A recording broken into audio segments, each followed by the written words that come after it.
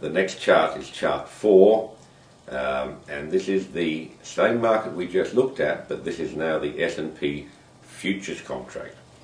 And you can see with futures that there's a lot more gaps. Futures gap overnight.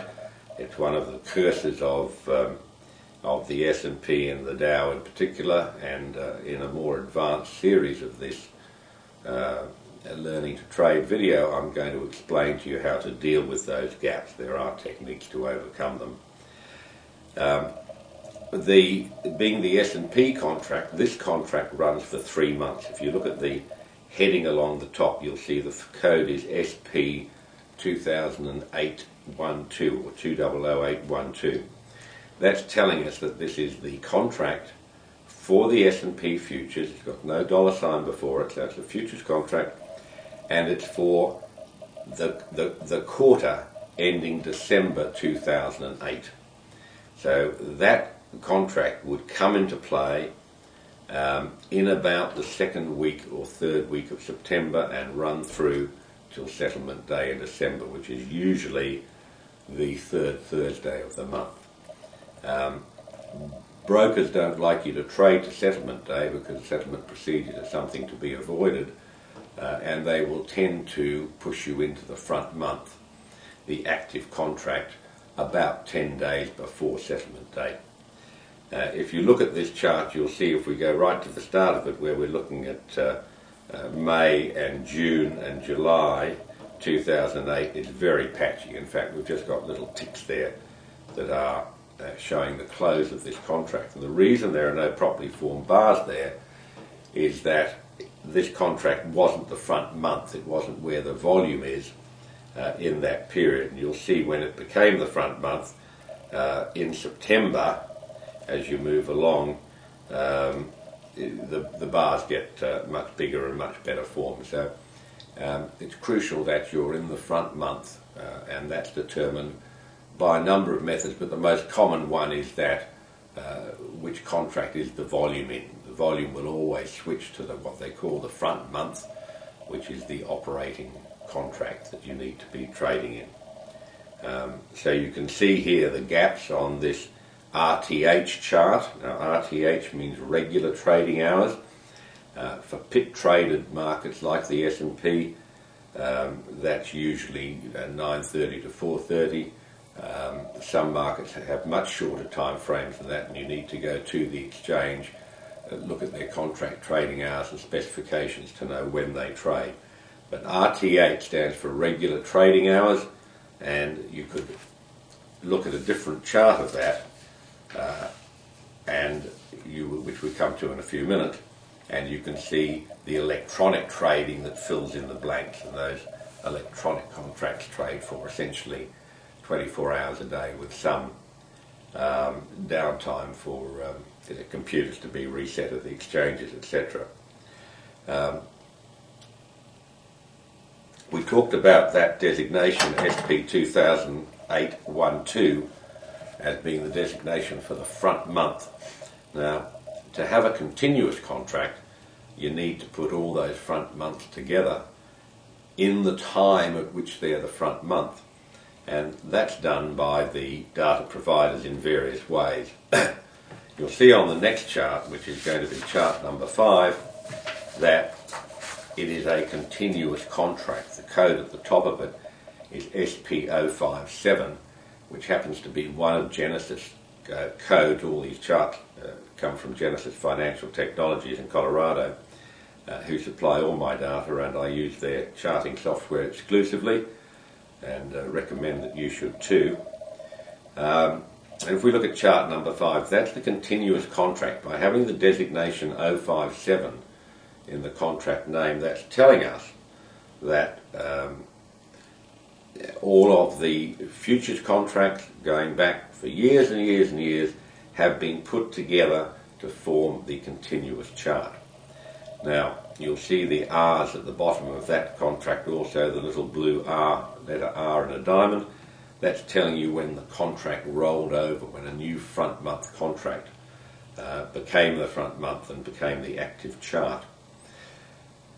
There are some problems with continuous contracts, and the biggest problem is premium, that futures contracts usually trade at a premium because a futures contract has a set life, usually of about 3 months, but contracts further out, maybe the September contract next year, the December contract next year, they have a larger premium built into the price, which is the market's assessment of fair value for the time that the contract's to be held. So in futures contracts there are two components. There's the price component and there's the time component. In practical terms, what it means to you is that at the start of a contract, when a new contract becomes the front month, it will have a premium in it. There are various means of adjusting the premium to show it correctly on the chart. A lot of data companies will provide what's called back-adjusted contracts. And basically what they do is they increase the past contract prices by an amount equal to the premium in the belief that that will take out the premium jump you'll see in the front contract becoming operative. I find it simpler to just use contracts as they are. I don't like the concept of back-adjusted contracts. It just gives you wrong prices. With the Danielcode, it actually adjusts itself automatically to the premium bounce in the new contract. So when you see a new contract come into force, sometimes with a premium of 6, 7, 10, 12, 13, 15 points sometimes, it only seems to take about 2 or 3 days before the Danielcode compensates for that, and we do get a little bit of uncertainty as to whether the price levels we're getting from the front month or from the continuous contract are the correct ones. We do get that bit of uncertainty for 3 or 4 days when there's a new front month contract, but basically that's overcome by the Danielcode fairly automatically. Next contract we'll move on to is chart number 6. This is exactly the same market. This is the S&P futures contract, but we're now looking at an electronic contract. And this is the contract that trades 24 hours a day, less some time off for computer maintenance. So if you're trading an electronic contract, the E-minis are all electronics. You overcome those problems of the gaps. It does raise some other problems as well, but I won't deal with those just at the moment. We'll come to those in the more advanced section. So we've seen we can look at these charts in weekly, monthly, weekly, daily form. We can also go down to shorter time frames. And the next chart, chart number 7, is again the S&P futures contract. This is the electronic version, the continuous version, that's the 24-hour version of the chart. And I'm showing you here a 240-minute chart. We can take this down to very, very small numbers. There are lots and lots of traders who trade off 10-minute charts, 5-minute charts. I know some very, very good traders who trade off 3-minute charts, but by and large they are short-term traders.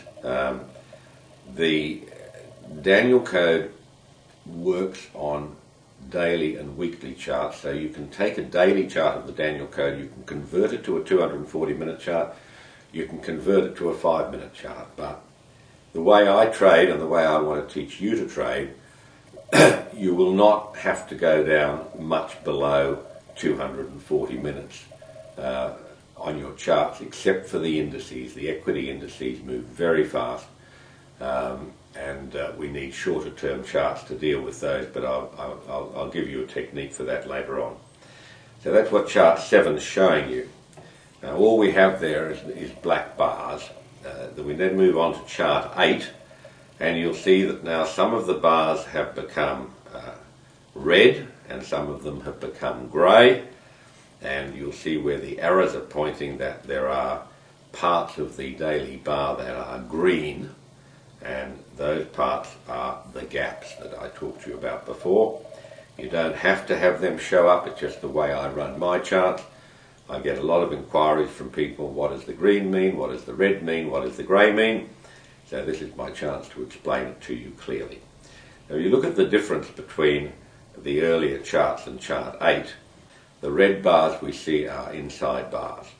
What that means is that for that bar, the high is less than the previous day's high and the low is greater than the previous day's low. In other words, the whole of the bar is contained inside the previous day's bar.